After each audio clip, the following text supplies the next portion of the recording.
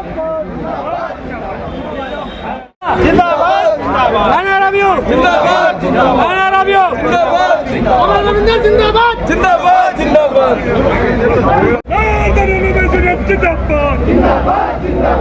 क्या खबरें यार।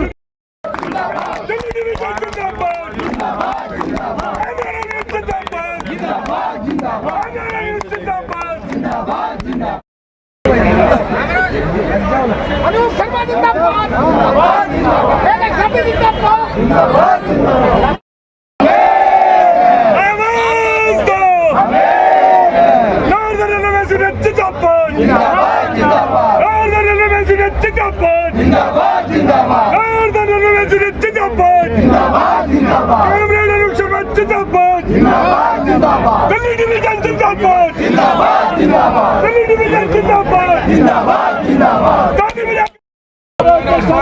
हमारे बीच में NRMU के अध्यक्ष त्यागी जी जुड़ चुके हैं, जो कि जो भीड़ देख रहे हैं आज नामांकन की भीड़ है।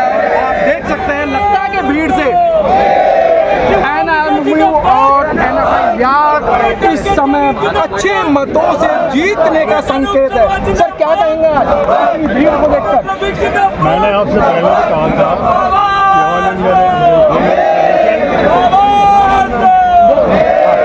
और नॉर्दर्न रेलवे मेंस यूनियन ये कर्मचारियों का अपना संगठन है, अपना बनाया हुआ संगठन। सरकार किसी पार्टी की हो, हमारा कोई भी चेयरमैन हो, रेलवे बोर्ड में कोई भी हमारा नारे लगाते ना रिकॉर्डिंग हो रही चाहिए, महाप्रबंधक हो, जो भी हमारे कर्मचारियों का हित सपोर्ट करते हैं और जो भी अन्याय करने का प्रयास करता है उसका हम लोग मुँह जवाब देने का एक हमारा इतिहास है। इसीलिए यही इसका कारण है कि चूँकि ये संगठन कर्मचारियों का अपना संगठन है। आज आप देख रहे हैं जब नामांकन दाखिल करने आए हैं यहाँ बड़ों में घुसने को जगह नहीं है। इस समय ये गेट पर RPF वाले रोक रहे हैं अंदर जगह। अभी आपने पीछे देखा है जो संगठन के अंदर चलते हैं, कितने लोग उनके साथ थे। यहाँ पूरा रेला का रेला है। अभी और अगर हम लोग बाहर से कहते हैं बहुत सारे साथी आ सकते हैं। मंडी हाउस से ऐसा लग रहा है पूरी रो लगी हुई है, लेकिन RPF और यहाँ जो लोकल पुलिस है, दिल्ली पुलिस का बहुत बड़ा एक अनुशासन उनको अंदर नहीं आने दिया जा रहा है। अपने जो मसीहा कहूँ या ना उनको नेता को जो आज नॉमिनेशन करने जा रहे हैं उनके दर्शन नहीं करने दिया जा रहा है। ऐसा है कि ये तो असल में लोग घबरा जाते हैं। नॉर्दर्न रेलवे मेंस यूनियन एक ऐसा संगठन है जिसमें देख करके पसीने। अभी मैं भी जब आया हूँ RPF वालों ने मुझे बड़े मुश्किल से समझाने दिया है। जब उन्हें पता लगा कि अध्यक्ष है यूनियन के बहुत सारे नया लड़का, तो उसको मालूम ही नहीं था कौन है। मेरा गाड़ी बंद करूँगा तो बंद करके दिखा गाड़ी कैसे बंद कर गाड़ी बंद कर। तो ये हमारे अपनी शक्ति है यूनियन की, हमारे लोगों की ताकत है कि लोग उससे घबराते बहुत जल्दी है और इसीलिए RPF दिल्ली पुलिस सब उसको रोकने का प्रयास करते हैं, लेकिन रोकेगा कोई नहीं।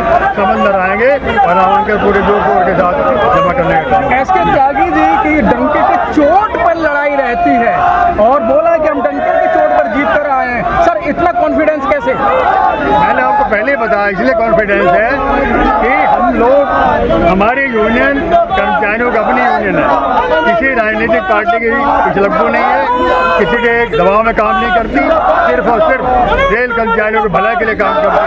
उनके खिलाफ अन्याय ये लड़ती है, संघर्ष करती है, कुर्बानी देती है। इसलिए जो है वो पहले भी जीती है दोनों बार और इस बार भी आप देखिएगा बड़ी अच्छी तरह। सर 4 और 5 और 6 के लिए क्या संदेश देना चाहते हैं? मैंने पहले भी कहा था अपने साथियों से कि कोताही ना बरते, अति उत्साह में ना रहें, ओवर कॉन्फिडेंस में ना रहें और एक साथी को वोट डलवाने के लिए लाएं और वोट डलवा करके अपनी संगठन लाने का काम। बहुत अच्छी बात जिस तरीके SK त्यागी जी ने बोला है कि डंके की चोट पर हम जीत कर आ रहे हैं।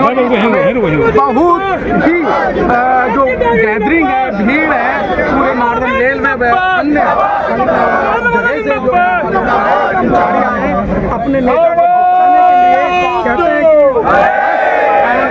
लास्ट इंप्रेशन वाली बात होती है, फर्स्ट इंप्रेशन में दिखा दिया कि हम अच्छे मतों से जीत रहे हैं।